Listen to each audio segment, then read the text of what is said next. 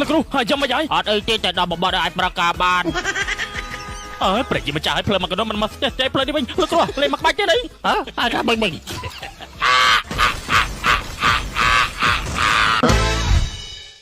លួយស្រឡាញ់គេម្នាក់ឯងជាពិសេសគឺអ្នកមើលអាកំឡោះទំនេរឲ្យខ្ញុំជួយពឹងឡានទៅនេះដាក់លើឡានបន្តិចមើលបានឲ្យតោះឲ្យប្រយ័ត្នឲ្យសំលេងស្អីយ៉ាងម៉េចលោកគ្រូឲ្យបាត់អីលបោះក្រាបបេដោតែអាចធ្វើការបានធម្មតាហើយមិនច្បាប់បេដោអាឡបោយកនេះលឿនថាឆ្លាញ់គេមិនអាចជាមួយអ្នកមើលមែនលោកគ្រូហើយប្រហែលហើយមក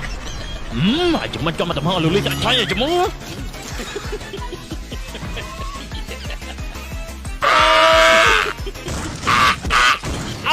លោកគ្រូចាំមិនអីអត់អីទេតែដល់បបត់អាចប្រកាបានប្រតិម្ចាស់ឲ្យភ្លើមកកណ្ដុំមិនមកស្ទះចេះភ្លើនេះវិញលោកគ្រូលេងមកក្បាច់ទេអីអាចថាបិញ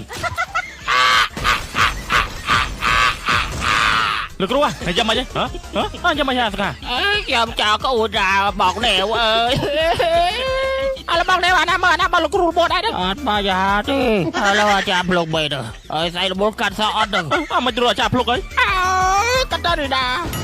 ឥឡូវអាចារ្យភ្លុកអាខ្ញុំមានចោល5ថានេះមើលលុយស្លាច់គេមួយនេះ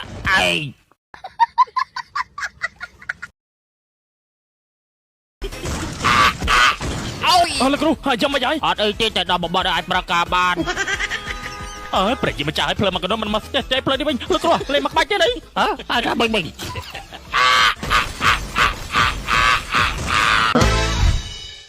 លួយស្រឡាញ់គេម្នាក់ឯងជាពិសេសគឺអ្នកមើលអាកំឡោះទំនេរឲ្យខ្ញុំជួយពឹងឡានទៅនេះដាក់លើឡានបន្តិចមើលបានឲ្យតោះឲ្យប្រយ័ត្នឲ្យសំលេងស្អីយ៉ាងម៉េចលោកគ្រូឲ្យបាត់អីលបោះក្រាបបេដោតែអាចធ្វើការបានធម្មតាហើយមិនច្បាប់បេដោអាឡបោយកនេះលឿនថាឆ្លាញ់គេមិនអាចជាមួយអ្នកមើលមែនលោកគ្រូហើយប្រហែលហើយមកអាចជំនចំមកតំហងលូលីចាក់ឆៃជាមួយ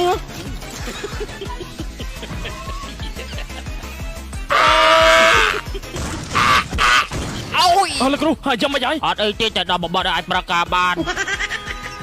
ប្រតិម្ចាស់ឲ្យភ្លើមកកណ្ដុំមិនមកស្ទះចេះភ្លើនេះវិញលោកគ្រូលេងមកក្បាច់ទេអីអាចថាបិញលោកគ្រូចាំមិនអីចាំមិនស្កា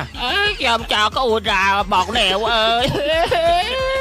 លោកបងแนวអាណាមើលអាណាបើលោកគ្រូរបួសដែរអត់បើយ៉ាទេឥឡូវអាចារ្យភ្លុកបែទៅហើយស្អីរបួសកាត់សអត់ទៅមិនត្រូវអាចារ្យភ្លុកអីកាត់ទៅនេះណាឥឡូវអាចារ្យភ្លុកអាខ្ញុំមានចោល5ថានេះមើលលុយស្លាច់គេមួយនេះឯង